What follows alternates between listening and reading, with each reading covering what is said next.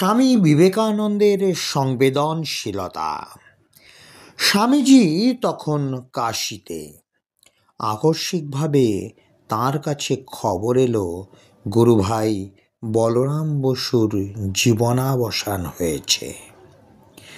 এই দুঃসংবাদ শুনে স্বামীজি অশ্রু বিসর্জন করতে লাগলেন।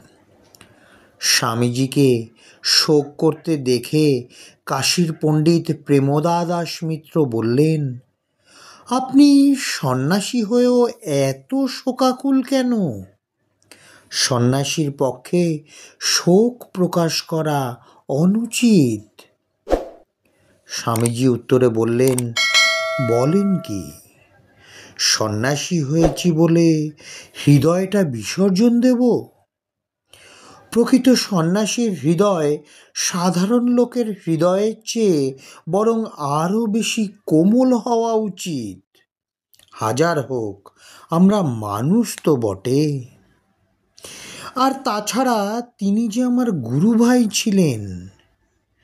যে সন্ন্যাসে হৃদয় পাষাণ করতে শিক্ষা দেয়, আমি সে সন্ন্যাস গ্রাহ্য করি না।